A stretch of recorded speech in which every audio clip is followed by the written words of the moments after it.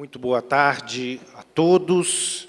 É com muita alegria que falo para esse auditório. Gostaria muito de agradecer às organizações desse evento, aos professores Dierle e professor Leonardo Beraldo, que nos fizeram o convite e nos propuseram um tema instigante e um tema desafiante. Então, saudando aqui a comissão organizadora e aqui o presidente da mesa, o professor Leonardo, eu saúdo também a todos os presentes e me proponho, então, a adentrar o tema do incidente de resolução de demandas repetitivas. Me permitam, entretanto, antes de aprofundarmos propriamente no tema, fazemos uma breve reflexão acerca desse instituto. O incidente de resolução de demandas repetitivas é uma novidade no Código de 2015, é uma novidade que não encontra no direito brasileiro sequer qualquer modalidade assemelhada, ou seja, nós estamos transitando aqui por águas novas para o direito nacional, e nós temos que entender que esse incidente, na realidade, ele compõe, como o professor Renato Dresch já fez uma menção, ele tem uma ligação aqui com o sistema de formação dos precedentes judiciais. A preocupação principal aqui, daquilo que nós vamos chamar, então, de IRDR, para simplificar, o incidente de resolução de demandas repetitivas, ele está preocupado aqui com a roupagem e a formação dos precedentes judiciais. Os precedentes esses, então, que, na forma do artigo 927 do novo CPC, eles passam a ter que ser observados, eles passam a ter uma preocupação na órbita do sistema processual brasileiro, e uma preocupação que não traz apenas uma obrigatoriedade de observância para os juízos de primeiro grau, mas para os próprios tribunais. Caberia, é claro, mas esgota em muito o nosso tema, pensar um pouco mais acerca desses precedentes. Na realidade, o IRDR ele tem que ser visto aqui sobre a lógica do que é um precedente, qual é a função desse precedente e, principalmente, qual é a responsabilidade do judiciário ao lidar com esses precedentes. Entretanto, permitam-me a advertência de que o IRDR, na realidade, ele se constitui como uma espécie de um gênero que é o microsistema de resolução de demandas repetitivas, de litigiosidade repetitivas. Ou seja, a minha fala aqui, ela toma empréstimos um pouco das advertências e colocações que o meu querido amigo, o professor Alexandre Bahia, falando sobre os recursos para tribunais superiores, já delineou. Então, na realidade, o IRDR aqui ele está dentro dessa lógica, e por isso mesmo o IRDR ele não pode ser lido de maneira descompassada da figura do julgamento dos recursos repetitivos para o Supremo Tribunal Federal e para o Superior Tribunal de Justiça. Ou seja, há já um consenso inicial dentro da doutrina processual brasileira, isso é muito importante, nós fazemos referência ao enunciado 345 do Fórum Permanente de Processualistas Civis, que exatamente vai reconhecer que o IRDR e o julgamento dos recursos repetitivos para os tribunais superiores comungam aqui de uma constelação normativa comum. Ou seja, eu não posso simplesmente ler o IRDR de maneira apartada. Eu tenho que sempre buscar conjugá-los e conjugá-los com o 927, conjugá-los com o sistema de precedentes que nós vamos, então, buscar construir no Código de 2015. Essas são, de fato, novidades. Lidar exatamente com esses precedentes trará para nós um desafio que, num primeiro momento, pode trazer uma certa angústia. Acho que tudo que é novo exatamente nos angustia, nos incomoda, nos tira da nossa zona de conforto. Mas o importante, e pretendo exatamente, na sequência da minha fala, demonstrar que o IRDR, não em solos brasileiros, mas exatamente no direito comparado, ele desenvolveu-se de uma maneira paulatina. E é interessante a gente observar que ele foi adquirindo no direito alienígena uma certa maturidade. Bom, o IRDR, trazido pelo Código de 2015, ele encontra exatamente a sua gênese no direito alemão. O direito processual alemão aqui, ele vai trazer uma figura que é a matriz, a base interpretativa para o IRDR brasileiro. Poderíamos ter lançado mão de outras origens para o IRDR, mas, de fato, o legislador brasileiro optou pela similitude com o direito alemão. E no direito alemão, então, nós vamos ver que a primeira aparição do IRDR se dá exatamente em 2005, ou seja, é um instituto, mesmo para o direito alemão, dotado de ainda uma novidade, né? Nós temos aí 10 anos na doutrina alemã, e o IRDR ele apareceu de uma forma muito interessante para lidar com o problema dos processos e da litigiosidade de massa.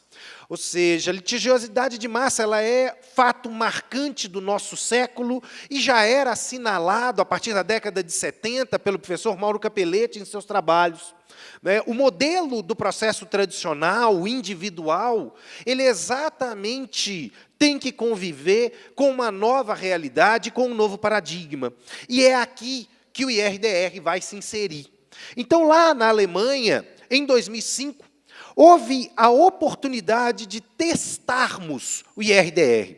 O IRDR, então, ele vai ser utilizado num caso que vai gerar grande repercussão, tanto social quanto principalmente econômica na Alemanha, né, que é o caso da Deutsche Telekom. É um caso ocorrido aí, no final da década de 90, em 1999, no início da década seguinte, e que vai produzir uma proliferação de processos a partir de um entorno comum, onde mais ou menos teremos 1.500 investidores da Deutsche Telekom prejudicados e reclamando ao judiciário as suas supostas lesões. Essa demanda ela teria sido embarcada e encampada aí por um universo de mais de 750 escritórios de advocacia, 750 processos diferentes, e que exatamente vão receber um tratamento inovador pelo direito alienígena, pelo direito tedesco. O que acontece? A Alemanha, então, tenta desenvolver um mecanismo novo em 2005. Esse mecanismo ele vai ser aperfeiçoado, ele é um mecanismo preocupado aqui com o estabelecimento de um padrão de decisão, um padrão que sirva para uma universalidade de casos presentes e futuros submetidos ao Poder Judiciário. Ou seja, ele está preocupado aqui com o desafio do julgamento de massa, do julgamento de bloco em processos, mas a Alemanha não só aperfeiçoou o Instituto a partir de 2008, onde aí ela percebeu também que nós poderíamos transbordar as fronteiras dos chamados mercados de capitais e passar também para a litigiosidade repetitiva no campo da assistência e da previdência social. E ele foi sofrendo, vamos dizer, aperfeiçoamentos, ele foi sofrendo uma melhora de qualidade. E é a partir exatamente dessa experiência alemã, desse aprendizado histórico trazido do direito alienígena, que o direito brasileiro ele começa a construir também a sua proposta. O que acontece aqui? Dentro disso, o IRDR ele é apresentado para nós no artigo 976, e o 976 estabelece alguns requisitos essenciais. Ele define para nós que, para a propositura do IRDR, é preciso efetiva repetição de processos que contenham controvérsia sobre a mesma questão unicamente de direito. E, aliado a isso, simultaneamente a isso, é preciso risco à ofensa à isonomia e à segurança jurídica.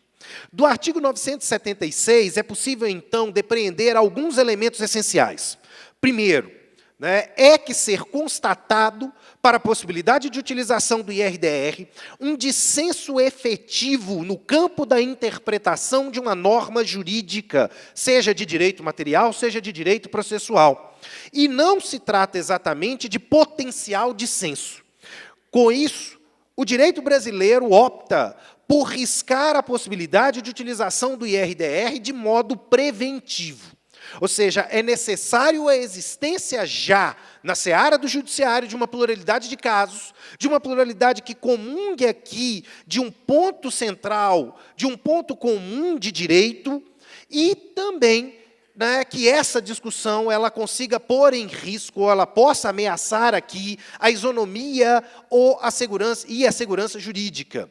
O direito brasileiro ele também não opta por criar nenhum tipo de padrão quantitativo para os requisitos do 976. Né? O direito alienígena, ele, em alguns casos, tanto, principalmente aqui, no caso levado, né, e transformado para o direito inglês e francês, nós vamos ter aqui limitações de pelo menos 10 casos para provar essa multiplicidade. O direito brasileiro ele não se preocupou com o elemento quantitativo. Ele se preocupa muito mais com o elemento quantitativo, com o impacto, exatamente com o risco e com a necessidade de lidar. Então, nós não teremos aqui que aguardar um número X para a utilização do IRDR, mas que verificar, a partir da existência já de um número determinado, né, qualitativamente, um impacto e um interesse público por detrás. Dentro disso, o IRDR brasileiro, seguindo o modelo alemão, ele vai trabalhar, então, com a ideia de um procedimento modelo. Um procedimento modelo que funciona como um incidente interlocutório. Ou seja, dentro da existência de um processo específico, onde seja possível vislumbrar uma discussão que transcende aqui o universo daquele ali de particular, e é possível pensar uma questão de direito que possa conduzir à formação de um precedente, uma decisão para casos similares, a utilização dessa ferramenta processual para julgamento e formação do precedente.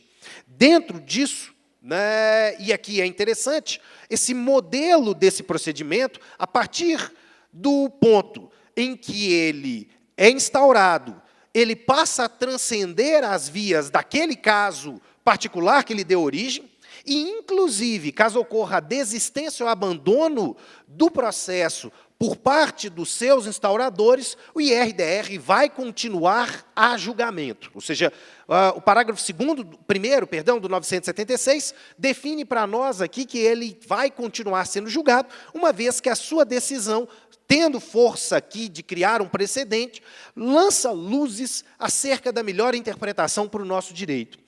O parágrafo 2º do 977 define, então, para nós que o Ministério Público, aqui, nítido interesse público, atuará como custos legis, obrigatoriamente, e ocorrendo aqui a desistência dos seus propositores, caso o MP não seja aqui o autor do IRDR, ele assume a sua titularidade.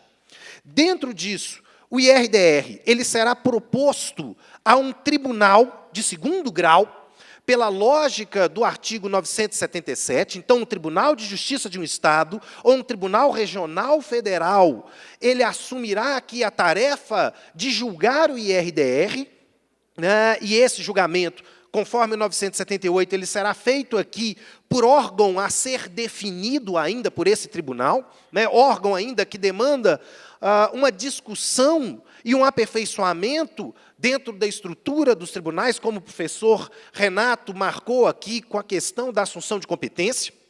Haverá legitimidade para propor o IRDR o próprio juiz do caso de primeira instância, ou, eventualmente, o relator, se nós estivermos diante de um tribunal, de ofício.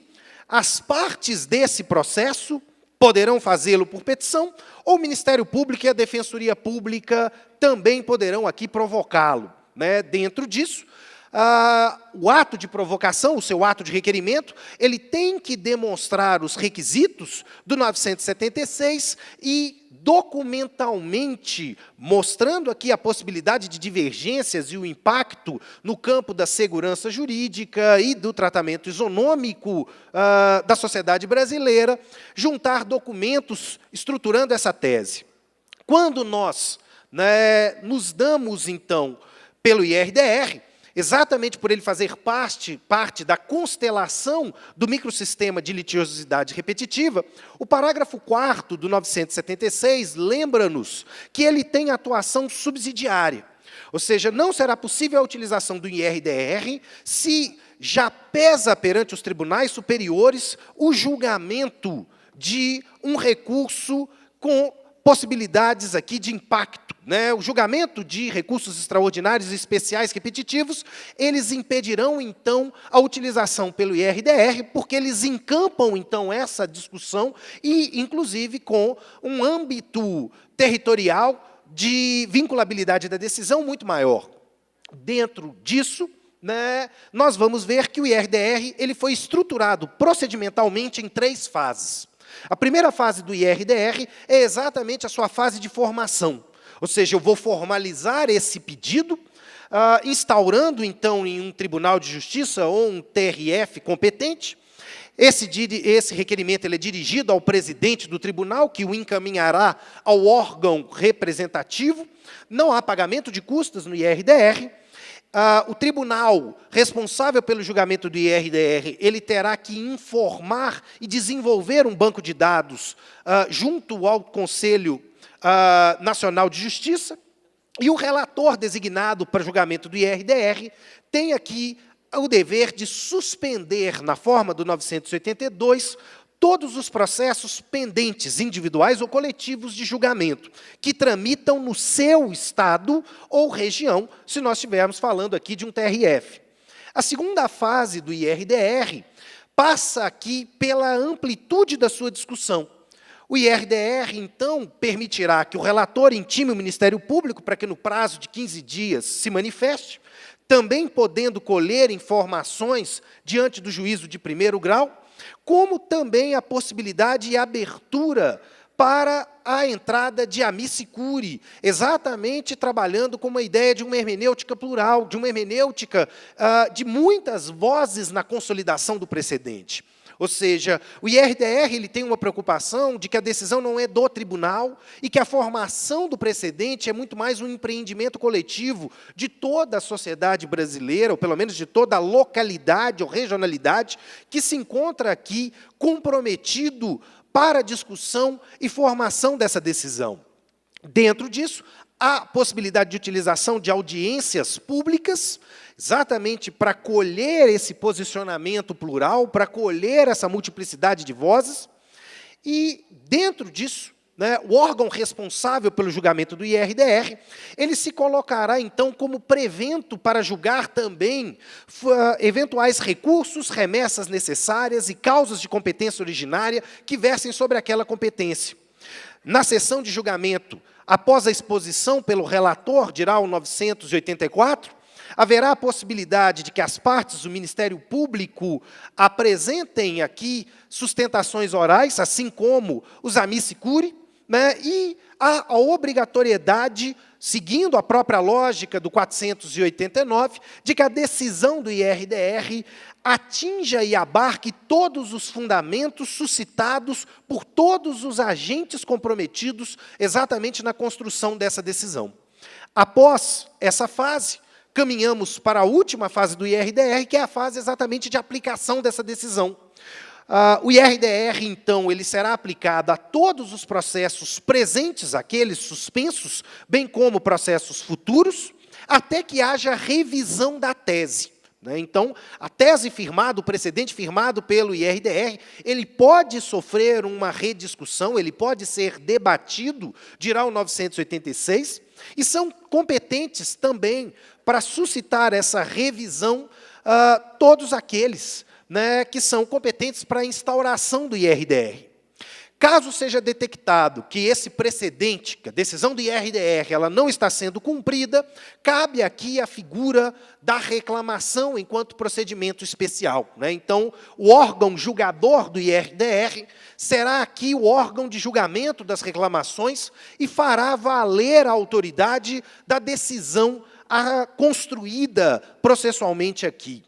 Bom, o IRDR, ele também admite aqui a via recursal. É possível, então, de acordo com a competência da matéria, endereçarmos recursos contra essa decisão para o Supremo ou Superior Tribunal de Justiça, dirá o 987. Essa decisão será recebida, né, esse recurso será aqui recebido pelo Tribunal Superior com efeito suspensivo, e há aqui pressuposição da repercussão geral dessa matéria. E, de uma maneira interessante, o julgamento desse recurso pelo Tribunal Superior se dá com a possibilidade de formarmos aqui um precedente de uma ordem maior, um precedente agora que vai vincular todo o território nacional, ampliando a discussão regionalizada que se deu exatamente pelos tribunais de justiça ou pelos TRFs. Para terminar a minha fala, é fato, né, que o IRDR ele sofre um grande preconceito.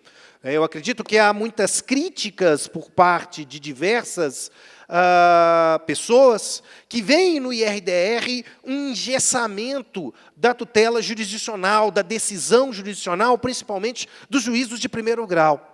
Meus caros, na realidade, se nós pensarmos como foi construído o IRDR, e exatamente por isso o espírito utilizado pelo direito alemão é importante para deixar claro que o IRDR é apenas a formação de um precedente. E tomo aqui como precedente a metáfora desenvolvida pelo professor norte-americano Ronald Dworkin, de que é apenas um capítulo. Ou seja, o IRDR ele promove apenas um capítulo numa discussão importante acerca de um litígio de massa. Ele não encerra a discussão. Ao contrário, ele centraliza e potencializa para que muitas vozes sejam coautores dessa decisão. Ou seja, se nós formos capazes de deixar o preconceito e talvez até o medo de lado, nós vamos entender que o IRDR ele pode ser um elemento produtor de consenso e um agregador de qualidade da decisão judicial, se levada a sério por cada um de nós e se levada a sério, é claro, pelo judiciário. Vivemos, então, um momento de transição. Vivemos, então, um momento em que temos que renovar as nossas energias e exatamente abarcar aqui essa novidade que pode, sim, produzir um ganho qualitativo em termos de atividade jurisdicional. Agradeço a todos pela atenção. Uma boa tarde.